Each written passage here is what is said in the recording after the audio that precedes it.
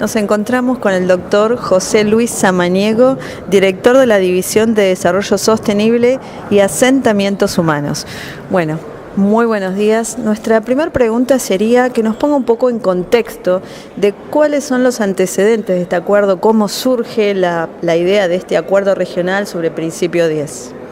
Empieza en uno de los periodos de sesiones de la CEPAL, que fue en Brasil, por cierto, y si no me equivoco es en el 2010, en donde México, después de hacer una consulta sobre el programa de trabajo de la CEPAL, acepta una propuesta vía la Secretaría del Medio Ambiente de incluir en el programa de trabajo una línea para nuestra división sobre Principio 10. Principio 10 de la Declaración de Río de 1992, tiene más de 20 principios la declaración, donde uno de ellos es el de facilitar el acceso a la información, la participación y la justicia en asuntos ambientales.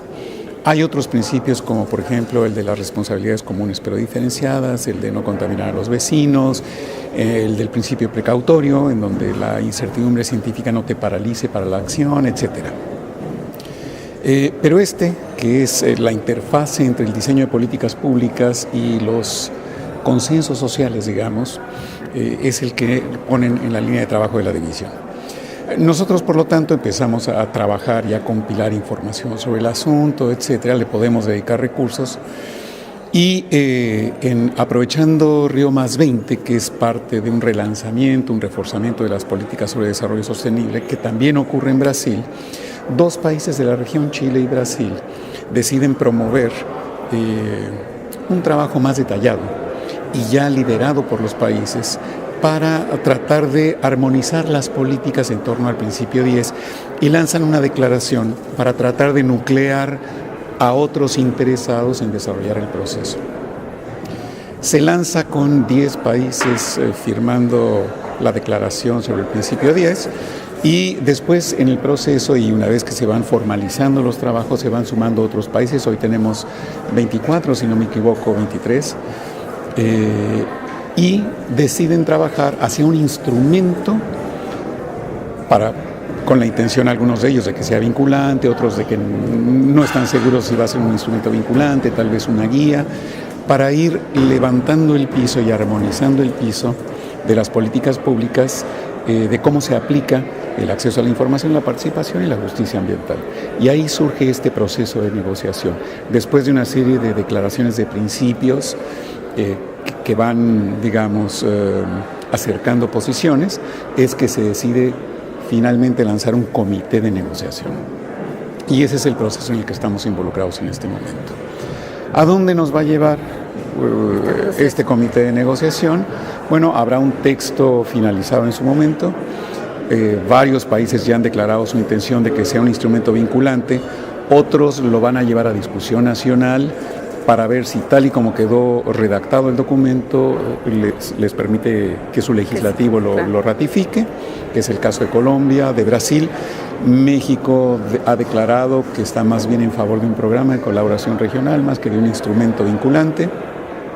Sin duda, y si mantiene esa posición, México será una ayuda a la ejecución del instrumento que finalmente se acuerde, pero muchos países se han manifestado a favor de un tratado vinculante que se convierte en una especie de punto de referencia para ir mejorando sus legislaciones nacionales en los tres campos.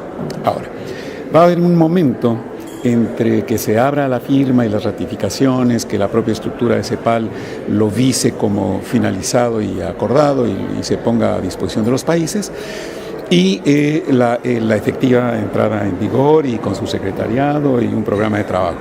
Entonces, esa es la oportunidad que hay entre la puesta a la firma y la entrada en vigor, en mi opinión, de armar un programa de trabajo y de cooperación entre los países.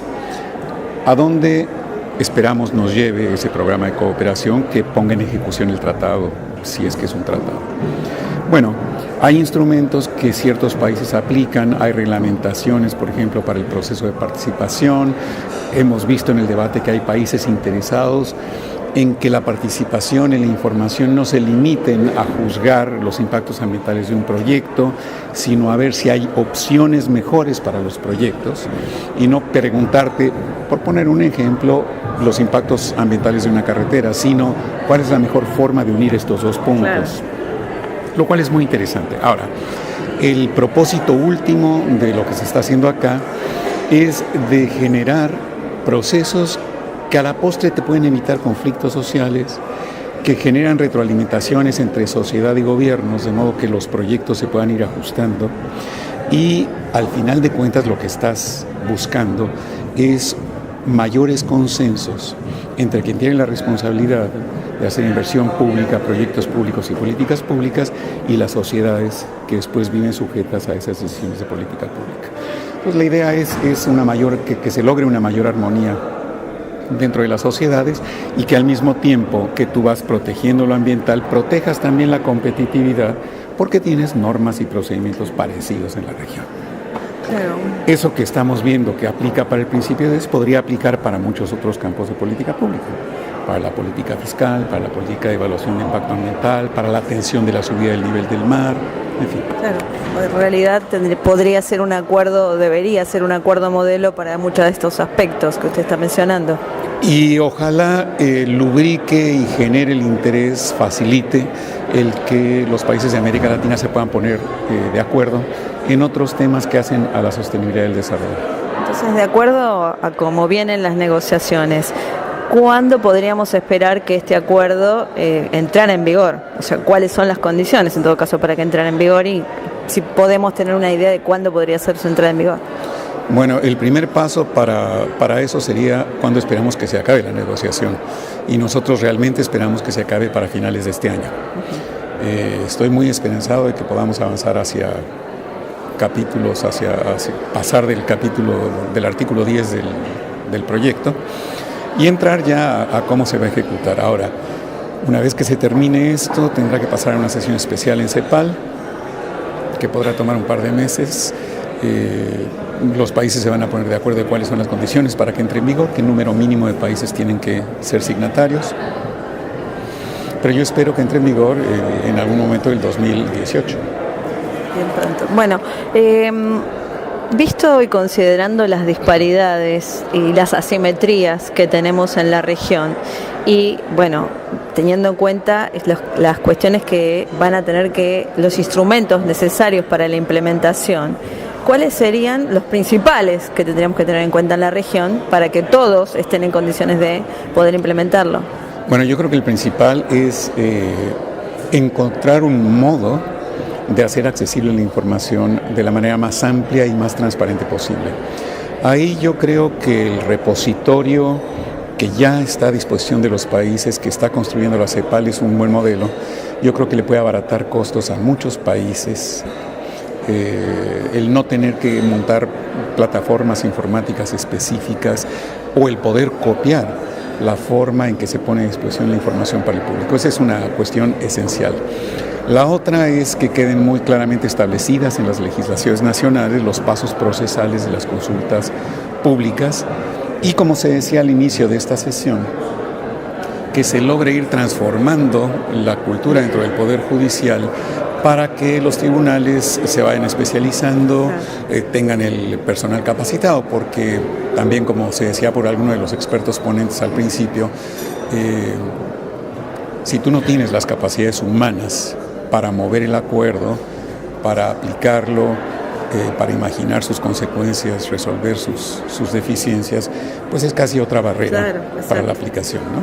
Entonces tienes que superar las capacidades de los recursos humanos y usarlo sabiamente, con prudencia. Es un muy bonito instrumento y yo creo que podría incluso llevar a discutir cuestiones estratégicas de gran envergadura, como por ejemplo cómo acercarse a la ejecución de los Objetivos de Desarrollo Sostenible de la Agenda 2030, cómo asignar las cargas nacionalmente determinadas para cambio climático, en fin, cosas que alteran la dirección del desarrollo. Nos preocupa particularmente la situación de las poblaciones vulnerables. Hemos escuchado como invitado especial justamente al inicio, a la apertura de estas negociaciones, al relator especial sobre derechos humanos y medio ambiente, y él menciona especialmente en su último informe la situación de los defensores de la tierra, los defensores, las situaciones que ellos están pasando, y realmente van a verse o están viéndose reflejados en este acuerdo la participación el acceso a justicia, el acceso a información de estas poblaciones, igual los migrantes, los refugiados que lleguen a la región. El proceso de negociación tiene una particularidad respecto de otros que yo he conocido, y es que a la par de los países se ha ido permitiendo la participación del público. Entonces, no es como en otras reuniones en donde negocian solamente los países y al final el público opina algunas cosas. No, en este caso se va opinando sobre el proceso de negociación, y eso va haciendo que las preocupaciones de la sociedad vayan entrando en la discusión y sean adoptadas por los países y acaben reflejadas en el texto. Entonces, creo que se ha logrado una enorme receptividad y un nivel de detalle apreciable respecto de las poblaciones que están en situación vulnerable. Pueblos indígenas, pueblos que no tienen el conocimiento técnico necesario para entender las implicaciones de los proyectos. Generalmente son los más afectados. Así es. De modo que la información y los procesos de participación atiendan a esas especificidades, claro, y no los abrumes, por ejemplo, con un lenguaje especializado, claro, que no de ingeniería o de abogado, que a ellos los impida de participar o de estar efectivamente informados. Pues yo creo que el tratado o el texto que se está negociando ha sido muy receptivo y lo refleja bien. Trata de proteger justamente estos casos. Muy bien. Bueno, y por último, el rol de la CEPAL evidentemente que es fundamental, ¿no? ¿Cómo continúan en este proceso trabajando para, sobre todo una de las cosas que nos interesa tiene que ver con la difusión en la que estamos colaborando, ¿no? Bueno, nosotros hemos jugado un papel que ha sido serio en el proceso, ha sido de apoyo a los países, y empezamos compilando todo lo que aparece en estos tres temas: información, participación y acceso a la justicia, que existen en las legislaciones nacionales. Entonces, la propuesta que se trajo a los países recogía todas las iniciativas que tienen los países en los tres temas, y eso sirvió como base para el texto de negociación, que se sigue modificando. ¿Cómo pueden acceder aquellos que están interesados en esta información? Bueno, esto está disponible absolutamente en la página de CEPAL. No todo el mundo tiene lamentablemente acceso a las páginas electrónicas, claro, y hemos hecho lo posible para que la gente en toda América Latina pueda ir siguiendo el proceso de negociación, que se organice libremente la sociedad civil, de modo que pueda participar también organizadamente en el proceso, que pueda estar presente en la sala. Y además la transmisión en vivo, que eso no sucede con todas las reuniones de Naciones Unidas. No, en ese sentido es totalmente transparente. Absolutamente. Entonces, y llegamos a mucha más gente que la que está reunida en la sala, con lo cual también se facilita por cuestión de costos el claro, poder ir siguiendo y participando en la negociación.